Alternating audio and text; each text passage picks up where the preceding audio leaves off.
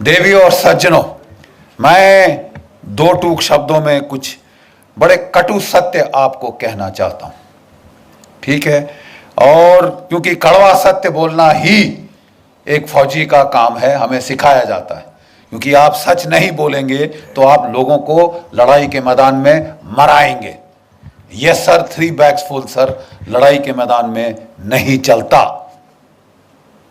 मैं कहना यह चाहता हूं, यह सवाल देखिए, हमारे देश में एक बड़ा मधुर गीत है, दे दी हमें आजादी बिना खड़क बिना ढाल, साबरमती के संत तूने कर दिया कमाल। मैं महात्मा गांधी जी की तहे दिल से इज्जत करता हूं। वो संत थे, लेकिन वो सच बोलने वाले थे।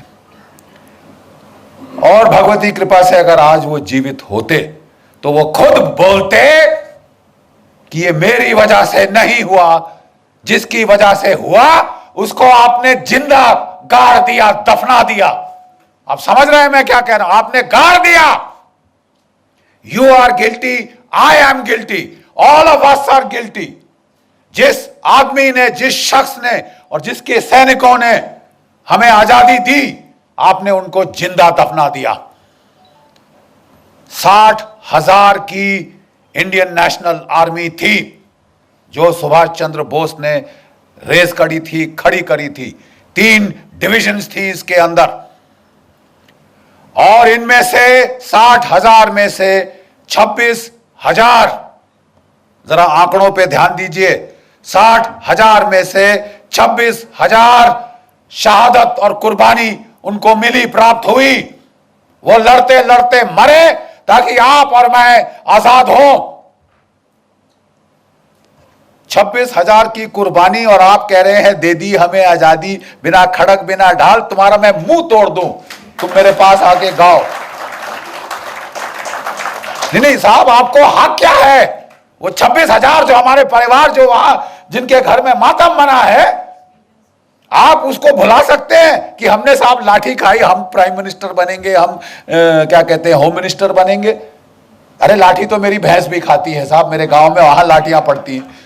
अब उसको कल हम हर भैंस को यहां बिठाएंगे क्या? भैंसासुर बनाएंगे किसी को? देखिए साहब, ये दुख की बात ये है। बोले साहब, बख्शी साहब, गड़े मुर्दे क्यों उखाड़ रहे हो? आज की बात करो ना। Where you are going depends a lot on where you came from.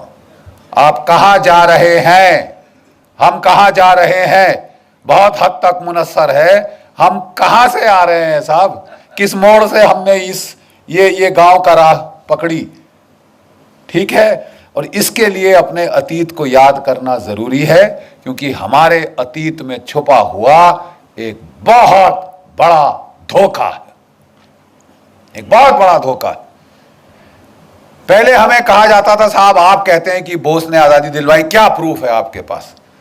तो वो रंजन बोरा की जो हिस्टोरिकल जर्नल ऑफ इंडिया के अंदर एक आर्टिकल है जिसमें इसको साइट किया गया है। मजूमदार की एक किताब है जिसमें इंटरव्यू साइट किया है कि साहब ये Clement Attlee, lord Clement Attlee, prime minister of England 1945, अगस्त 1945, 1950, जिसके समय ये ट्रांसफर ऑफ पावर हुआ। मैं आजादी नहीं बोल रहा, हैव यू गॉट मी? मैं आजादी नहीं कह रहा साहब। जिसके सामने ये, जिसके समय में, जिसके कार्यकाल में ये ट्रांसफर ऑफ पावर हुआ, उसने खुद बात करी जस्टिस पीबी चक्रवर्ती से, ठीक है। और उसने कहा, जो सुब्रमण्यम स्वामी जी ने आपको अभी सुनाया, कि साहब आपने भारत क्यों छोड़ा? 1942 की क्विट इंडिया मूवमेंट, अंग्रेजों भारत छोड़ो आंदोलन तो फेल हो चुका था। 45 में आप विश्व युद्ध जीत चुके थे, आप तो 30 मार कहां थे उस वक्त? आप साहब इतनी जल्दी उड़न छू क्यों है?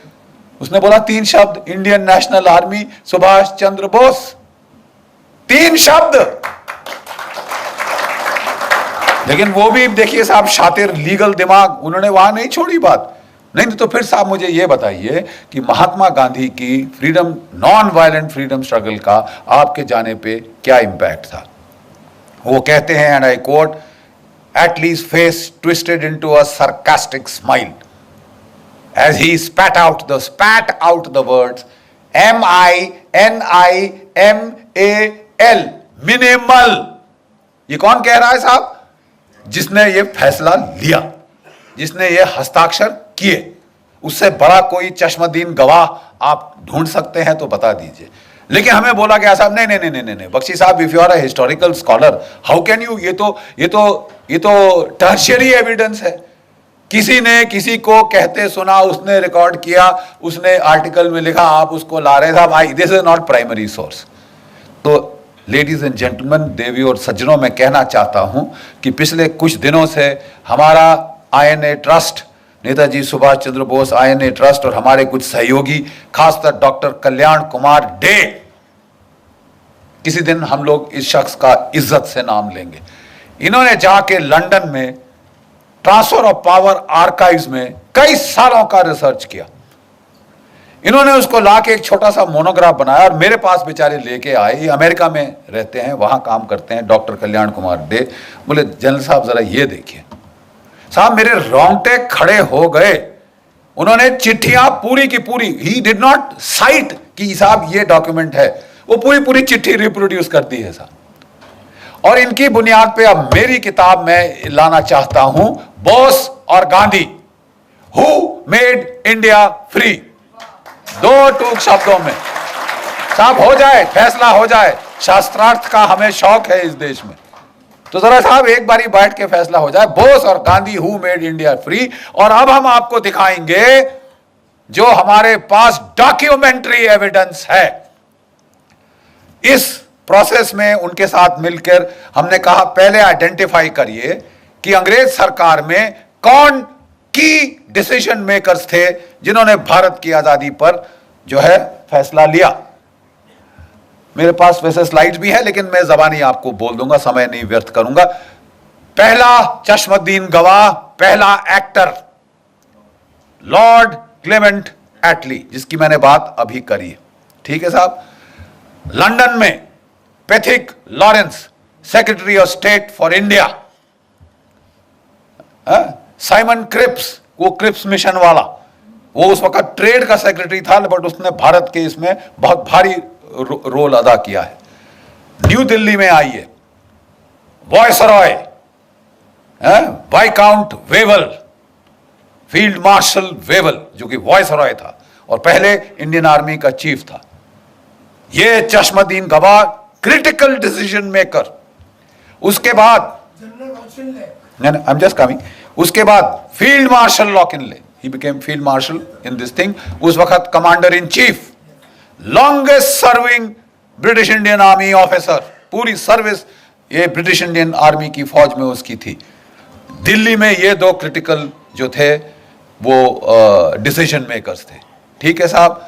होम सेक्रेटरी मूडी शूडी है वगैरह, ये क्रिटिकल ये जर्नल थे दो, एक दोनों फील्ड मार्शल, सॉरी दोनों के दोनों फील्ड मार्शल बन गए। Governors of the various states of British India, governor of Bengal, governor of north west frontier province, governor of Punjab. जब नवंबर 1945 में साहब INA की ट्रायल्स के बाद बवाल खड़ा हुआ इस देश में, बवाल। ठीक है साहब। गदर फैल गया, क्राउड्स, लाखों के क्राउड्स कलकत्ता में निकले। गवर्नर वेस्ट बंगाल रिपोर्ट देता है, हमने फायर खोला, भीड़ थोड़ी देर तक वेवर हुई, फिर दोबारा हमले पे आ गई। अपने लाशों को उठा के साइड करके वो फिर हमले पे आ गए। हमने पहली बार भारतवर्ष में देखा है ये होता हुआ। The crowds would not stop, even when fire was open the crowds did not stop. इस तरह का बवाल वहां पे मरो या मारो की जो हिंसा की जो लहर फैली थी। ठीक है साहब। उस वक्त के हम आपको इस किताब में पूरे के पूरे जो है वो letters from lord Wavell, from viscount the Wavell to the prime minister of England, ठीक है साहब, to his majesty the king, ठीक है साहब, और जो वहां सेक्रेटरी ऑफ स्टेट, उसको जो उन्होंने वहां पे भेजे जो लेटर्स, हम आपको पूरे के पूरे पढ़वाएंगे साहब। और उसके बाद अगर आप मतलब कोई एक गधा है जिसको यह समझ नहीं आएगी कि साहब अंग्रेज गए तो गए क्यों। देखिए साहब, कल्याण डे साहब ने अपनी किताब जो है वो शुरू की है गांधी जी से। 42 में क्विट इंडिया मूवमेंट को उसका नारा लगाया गया। क्या आप जानते हैं कि उस वक्त कांग्रेस वर्किंग कमेटी में आजाद मौलाना आजाद, नेहरू, इन सब ने कहा था साहब मत करो, अभी अंग्रेज लड़ रहे हैं, अभी उनका साथ दे दो, बाद में वो बड़े खुश होके हमको हमारी भिखारी की टोकरी में, हमारी पिटारे में वो डाल देंगे आजादी एज ए गिफ्ट। तो बोले साहब ये बख्शीश तो वर्ल्ड वॉर 1 के बाद भी हुई थी।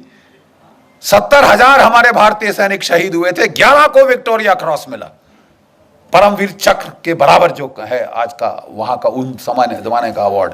हम समझते थे कि साहब हमें अब कम से कम डोमिनियन स्टेटस तो मिल जाएगा साहब, होम रूल तो मिल जाएगा साहब। पंजाब जहां से मैक्सिमम आर्मी उस वक्त की गई थी, वहां पे जनरल डायर ने फायर खोला और 1000 मार दे, 1-1.5 हमारे जो है हिंदुस्तानी मार डाले। ये गिफ्ट था ब्रिटिश अंपायर का, ये ग्रेटिट्यूड था ब्रिटिश अंपायर का। सुभाष चंद्र बोस ने गांधी जी को बोला था, आप अगर इनकी खैरात पे जीभ लगा के बाहर खड़े रहोगे भिखारी कुत्तों की तरह, तो तुम्हें वही हश्र होगा जो जलियांवाला बाग में हुआ था। यह मौका है द्वितीय महायुद्ध का, जब जर्मनी और जापान चढ़े हुए हैं इनकी गर्दन पे। आजादी ले सकोगे तो अभी, नहीं तो कभी नहीं। गांधी जी अब तक उनको भी देखिए, बड़ी अजीब बात है, गांधी जी ने निकाला था सुभाष चंद्र बोस को कांग्रेस से, और कोई 2 साल के अंदर उनके मन में परिवर्तन हो चुका था। Please understand this, the views of Gandhi and Bose were now coinciding on the timing of when the freedom struggle should be launched। Gandhi ji अभी भी कह रहे थे कि ये नॉन वायलेंट होनी चाहिए, लेकिन क्विट इंडिया के पहले उन्होंने कहा थोड़ा सा होता है तो होने दो, ठीक है। अंग्रेजों ने पकड़ के सारी कांग्रेस लीडरशिप को, आज की तारीख, आज है वो तारीख 8 अगस्त 1942 जब the quit India movement was launch. उनको पहले से इंटेलिजेंस थी, उनके हजारों तो उनके मुखबिर थे वहां पे। हरामजादगी की कमी है इस देश में, खबर देने वालों की कमी है इस देश में। अरे साहब वो उनको खबर थी, उन्होंने वो लपेटी पूरी कांग्रेस की लीडरशिप, गांधी जी से लेकर जो भी बड़े लीडर थे उठा के जेलों में डाल दिया। 57 गोरी पलटने, please this is not known.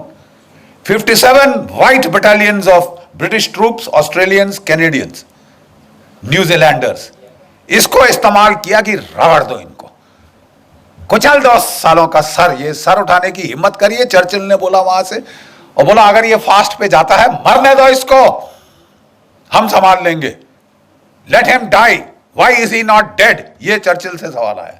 बेचारों ने फास्ट किया, सब कुछ किया, उन लोगों ने बोला गांधी जी अब रहने दीजिए, ठीक है, ये अब वो सोल फोर्स का जमाना नहीं। और साहब इनको निकाला गया जेल से 44 के जुलाई के अंदर, 44 की जुलाई में निकाला गया, जबकि जापानी फौज हार चुकी थी। INA वहां पे इम्फाल कोहिमा की बैटल पराजय हो चुकी थी।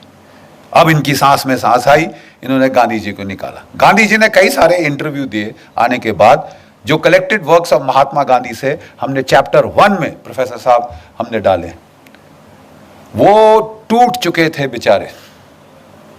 अंग्रेजों ने क्या किया क्या नहीं किया भगवान जाने, जेल के अंदर वो टूट चुके थे इन हेल्थ, इन स्पिरिट। उनको मेडिकल ग्राउंड्स पे बाहर निकाला गया था, ठीक है। और उन्होंने कहा कि देखिए, जब उन्होंने क्विट इंडिया मूवमेंट लॉन्च की थी, पूरी कांग्रेस वर्किंग कमेटी ने अपोज किया था। Gandhi had said no it will be done, it was done. जब वो निकल के बाहर आए, कहते मेरी कोई अब अथॉरिटी नहीं है, मैं अब कुछ नहीं हूं कांग्रेस में, जब मैं जेल गया मेरा सब पोजीशंस खत्म हो गई। ये उनके शब्द हैं, ये उनके शब्द हैं। और इसके चलते मैं किसी को नहीं कह सकता सिविल डिसोबीडियंस मूवमेंट करो। एक अंग्रेज पत्रकार ने पूछा, तो अगर कल आपको वायसराय साहब बुलाते हैं तो आप क्या कहेंगे? मैं गवर्नमेंट के वॉर एफर्ट में उनकी सहायता करूंगा। डिफीट टोटल, खत्म, खलास, फिनिश। आपकी जो नॉन वायलेंट मूवमेंट थी साहब, वो कुचल दी थी अंग्रेजों ने by use of brutal force, ठीक है साहब। और ये मिरेकल कैसे हुआ? उन्होंने, अंग्रेजों ने एक और जलियांवाला बाग करना चाहा, साइकोलॉजिकल जलियांवाला बाग। अब तो हम जंग जीत गए हैं, हिंदुस्तानी कुत्तों, अब तुम्हारा नाक रगड़ेंगे, सबके सामने दिखाएंगे क्या है तुमने हिमाकत करी, ब्रितानवी हुकूमतें, क्या मलिकाए हिंद के खिलाफ अपनी आवाज उठाने की, अपनी तुमने हिम्मत करी हथियार उठाने की। तुम्हारा वही हश्र होगा जो 1857 के बाद हुआ था। तुम्हारा वही ट्रायल होगा जहां बहादुर शाह जफर का ट्रायल लाल किले में हुआ था। तुम्हारी नाक रगड़ेंगे, यू ब्राउन डॉग्स। तुम श्वेत लोगों के खिलाफ तुमने हिमाकत करी। और तब उन दिनों, जैसे मैं बताता हूं, आपके सारे जो है क्या कहते हैं जिमखाना क्लब्स और ये जो क्लब्स थे, बाहर बोर्ड लगा होता था, अगर आपको कोई शक है, Indians and dogs not allowed. भारतीय और कुत्ते अंदर नहीं आ सकते। और आप ये सह रहे थे और आप अपने वो ले रहे थे वहां से, उसी सरकार से खिताब, राय बहादुर, फलाना बहादुर, ये बहादुर। बकवास डरपोक कौम जिसमें लड़ने की क्षमता नहीं और बड़ी बड़ी बातें करते हो, उसके बाद फलसफा और फिलॉसफी झाड़ते हो। 800 साल तुम्हारी ऐसी तैसी हुई है, एक के बाद एक आताताई ने आके तुम्हारी तबाही कर दी, तुम्हारे मंदिर तोड़ दिए, तुम्हारी नालंदा जलाई तो 3 महीने जलती रही। और वो सब तो छोड़ो, सोने की चिड़िया सारा सोना उठा के सेंट्रल एशिया पहुंचा दिया। और उसको तो भी रहने दीजिए, आपकी इज्जत भी उठा के ले गए आपकी औरतें बेचने के लिए वेश्या बाजारों में। और उसके बाद तुम शांति की बात करते हो। Are you dead? जो आदमी जिसकी औरत को उठा के बेचा जाए वो शांति की बात करता है। आपको लड़ने का मादा जगाना होगा। और ये जो है ये जंग, माफ कीजिए गांधीवाद का जंग, ये बहुत हो चुका। और इसके खिलाफ पहली आवाज उठी थी तो Netaji Subhash Chandra Bose, he is the man, जिसने उसको बोला उठो लड़ो। गीता के पहले अध्याय में भगवान ने क्या कहा है? अर्जुन युद्ध कर। बड़ी बड़ी फिलॉसफी मत झाड़ मेरे को कि साहब अपने भाई को मारूंगा, अपने दादा को मार दूंगा, गुरु को मार दूंगा तो क्या राज्य का फायदा। उन्होंने कहा वो सब ठीक है, लेकिन अगर तू इन्हें नहीं मारेगा अर्जुन, ये तेरे को मार डालेंगे, निर्दयता से तेरी बोटी बोटी काट डालेंगे। समझ गया? अब तू उठ और तू लड़। आपके लिए भी समय आ गया है कि जो क्षात्र भाव है उसको प्लीज जगाइए। जो आपस में तोड़ने की जो आपने जुनून बना रखा है कि हम टुकड़े टुकड़े खुद करेंगे और फिर जेएनयू में चिल्लाएंगे, आप प्लीज जागिए, नहीं तो वाकई ही में आपके टुकड़े टुकड़े होंगे। इसलिए जरूरी है ये जानना, who made us free, Bose और गांधी। क्योंकि आपका जो nature of the Indian state, post colonial Indian state है, किस किस्म की स्टेट पैदा हुई, depends on who got you free and how. आप समझ रहे हैं मैं क्या कह रहा हूं? आपका वजूद आपका प्रेजेंट शेप कर रहा है और आपका फ्यूचर शेप करेगा। And unless you accept the truth, आप साहब बहुत सफर करेंगे, बहुत सफर करेंगे। और ये आपके सिर पे आ रहा है। कोई भी सरकार आ जाए, हथियार नहीं खरीदे जा सकते इस देश में, क्योंकि गांधीवाद है साहब। और साहब 10 साल से एक संत एंटनी थे, उन्होंने कोई हथियार नहीं खरीदा था। मैं ना मानू भाई, मेरे कोई धांधली नहीं होनी चाहिए, मेरी धोती सफेद है। अरे साहब आपकी धोती सफेद है तो हम बुरे हैं क्या साहब? हमको कफन क्यों चढ़ा रहे हैं? ये हथियार चाहिए। 30 साल से बोफर गन के बाद कोई तोप नहीं आई। मिग 21 जहाज 1960 की दशक के हैं, आसमान से टपक रहे हैं। रफाल नहीं आया, एलसीए नहीं आया, पत्थर मार के लड़ेंगे हम। नहीं साहब, कोई धांधली नहीं होगी। जो भी डील करी उन्होंने, उसमें अब बड़े बड़े बिच्छू के डंक निकल के आ रहे हैं साहब ऐसे पीछे। आपने अगस्ता वेस्टलैंड, बाकी हथियार 30 साल ना आए कोई बात नहीं साहब। जो वीवीआईपी हेलीकॉप्टर है वो तो फट से आएगा। और दुनिया का जो महंगा से महंगा हेलीकॉप्टर है, जो अमेरिका के प्रेसिडेंट ने बोला साहब मेरे लिए बहुत महंगा है, वो हम लेंगे। और एक नहीं लेंगे साहब, 12 चाहिए हमको। और वो फट से ऐसे आए, 5 साल में आ गए। और अब लोग जा रहे हैं सलाख के पीछे। किसी को तो भेजो, किसी को तो भेजो, ताकि ये सिलसिला तो बंद हो। साहब मैं कहना ये चाहता हूं कि आपका वजूद, आपका माहौल बिगाड़ा गया। आजादी दिलाई नेताजी ने, उसके हमारे पास डॉक्यूमेंट्री एविडेंस है। और हम इस देश की जनता के सामने अब वो रखने वाले हैं। हम आपको चिट्ठियां पढ़वा देंगे। और कोई हिस्टोरियन को कोई शक है तो साहब हम आपको चिट्ठियां आपके साथ बैठ के पेन के साथ अंडरलाइन करके देंगे। साहब ये जरा पढ़ लीजिए, इसका मतलब क्या है। अंग्रेजी शायद दो मतलब आप निकाल सकते होंगे।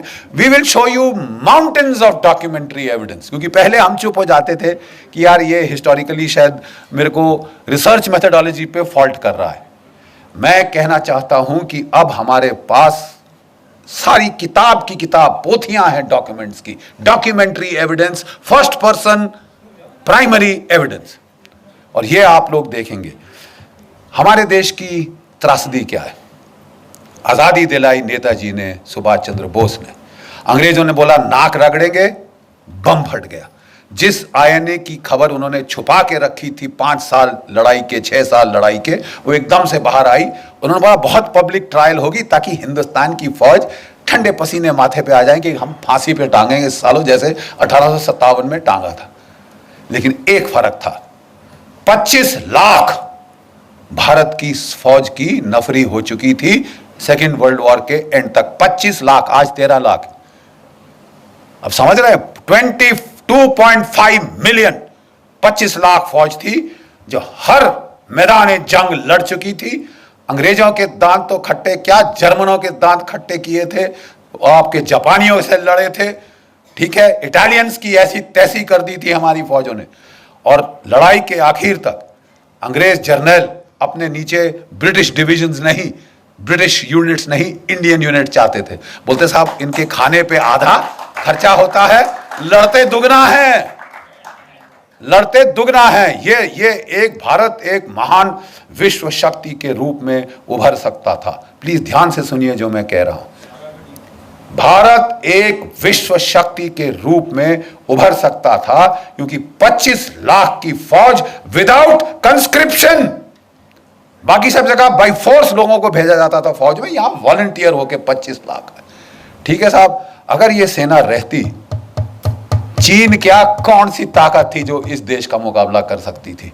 जाने के पहले अंग्रेजों ने इस फौज को 3.5 लाख कर दिया, 25 लाख से 3.5 लाख किया और उसका फिर 2 में बांट दिया। पाकिस्तान की फौज, हिंदुस्तान की फौज यहां से निकली।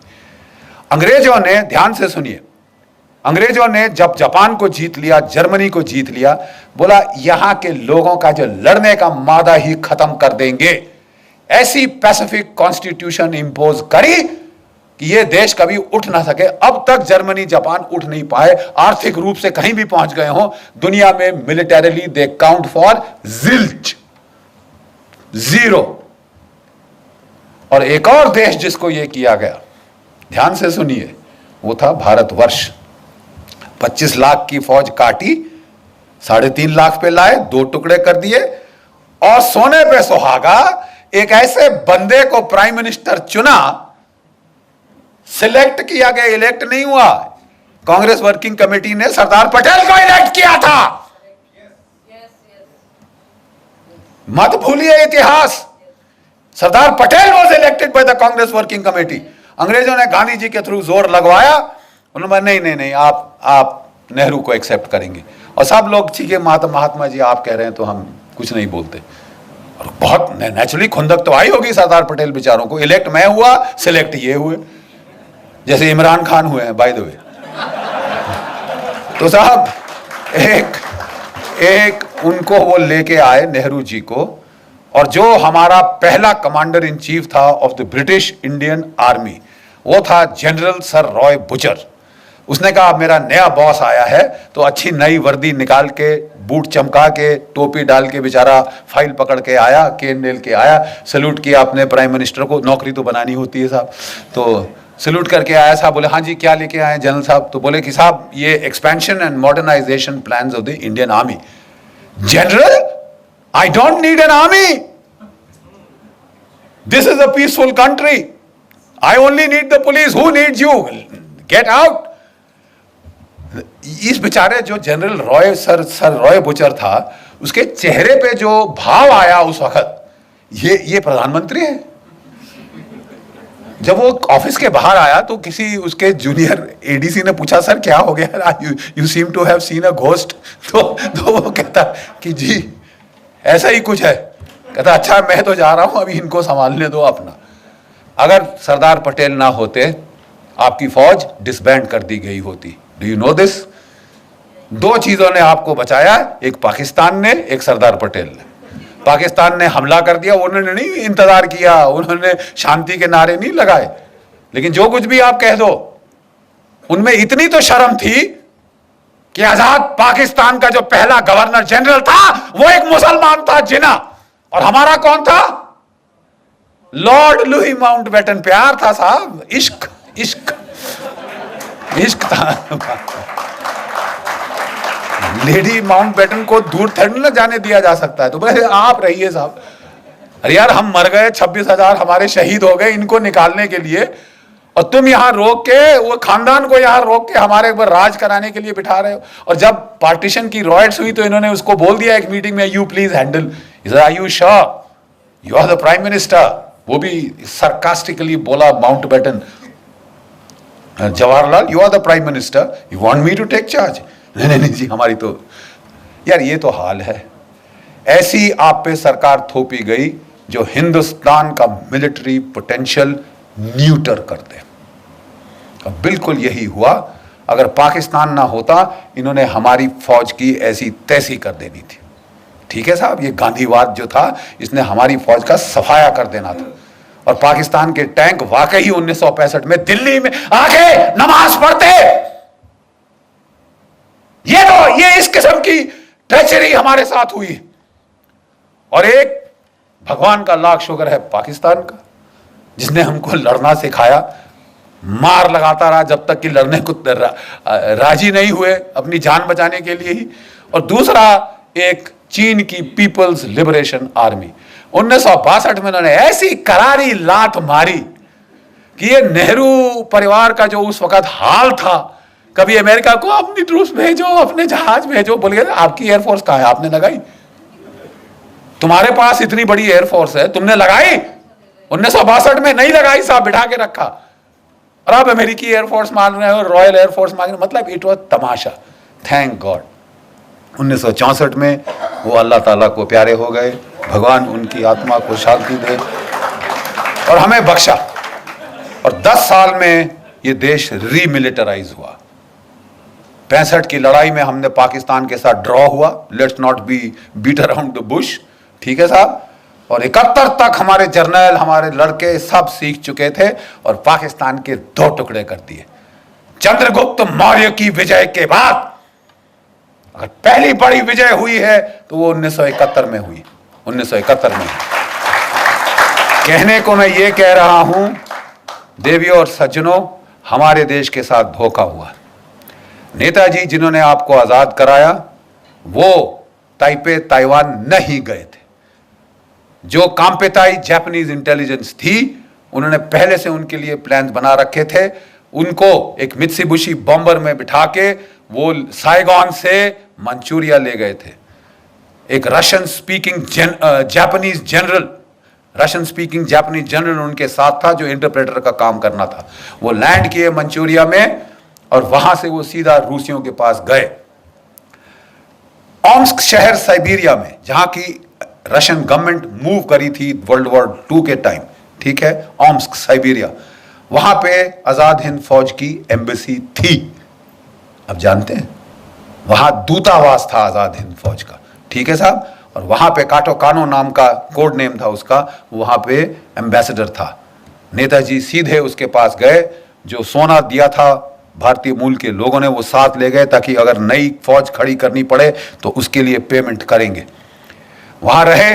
3 ब्रॉडकास्ट उनके यहां पे रिकॉर्ड हुए हैं। उनके 3 ब्रॉडकास्ट रिकॉर्ड हुए हैं साहब, दिसंबर 1945, जनवरी 1946, और लास्ट ब्रॉडकास्ट रूस से 18 फरवरी 1946। उसके बाद तब तक अंग्रेजों को बिल्कुल क्लियर पता चल गया था। अब तो रेडियो ब्रॉडकास्ट भी थे, एविडेंस लेके पहुंच गए स्टालिन के पास कि साहब ये तो हिटलर का साथ दिया इसने, तुम्हारा जानी दुश्मन, इसका कुछ करो। वो जॉर्जिन है ऐसा। अब वो था खुंद की, सीधा लेज़नविस्की प्रिजन, सेल नंबर 45, साइबेरिया।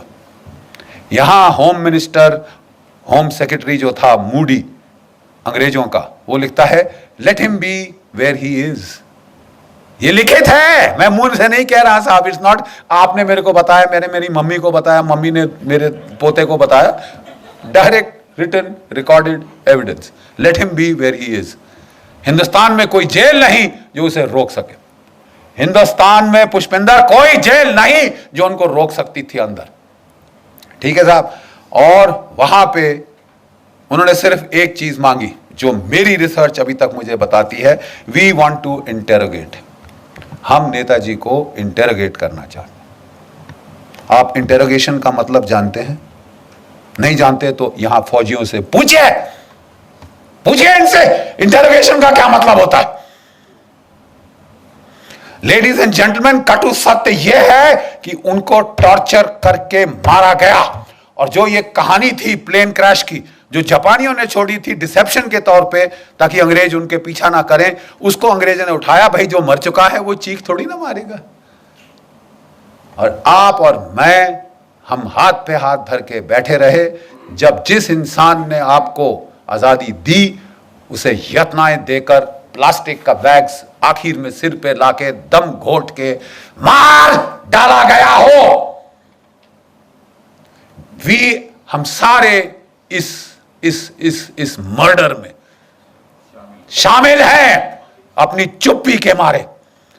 और 70 साल के बाद भी आप चुप हो, लेकिन हम आपको चुप नहीं रहने देंगे। हम फौजी ने अब ये ठान लिया है साहब, हम आपको चुप रहने नहीं देंगे। बहुत अच्छा कहा हमारे मिश्रा जी ने कि साहब अभी समय है। हां, अब समय है।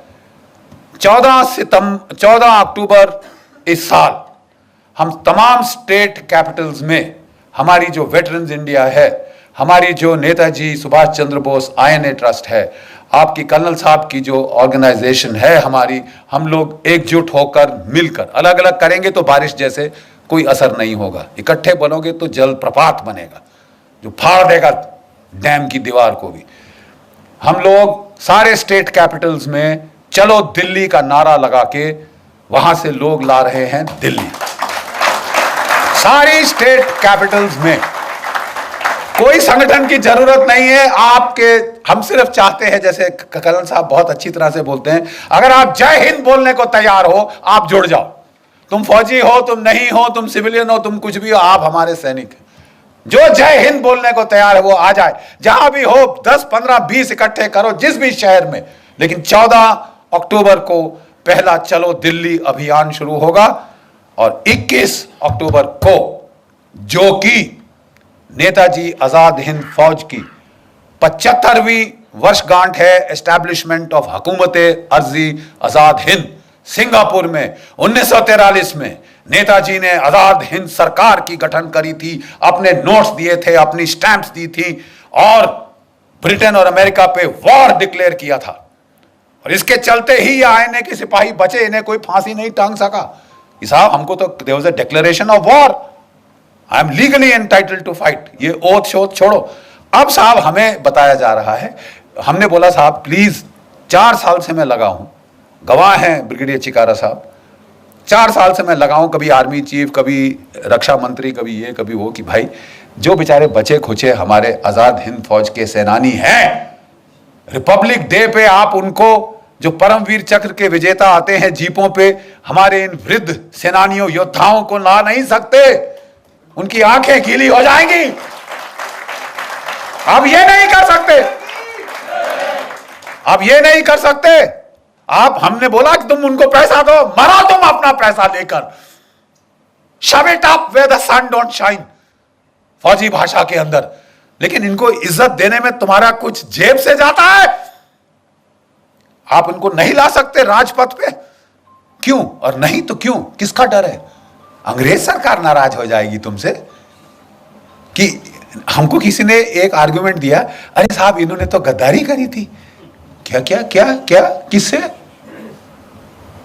आप कहना चाहते हैं कि इन्होंने अपनी ओथ वायलेट करी साहब, जो इन्होंने ब्रितानवी सरकार, हुकूमत ब्रिटानिया, क्वीन एलिजाबेथ और किंग जॉर्ज II के नाम पे ली थी। जब मेरा देश है तो किंग जॉर्ज II कौन होता है?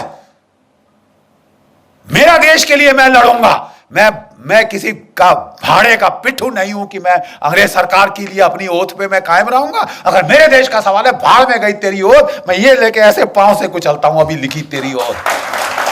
आप कह रहे हो कि 70 साल आजादी के बाद 71वें साल में तुम आईएनए के वेटरन्स को रिपब्लिक डे परेड पे नहीं ला सकते। चलिए साहब, यही बात रही।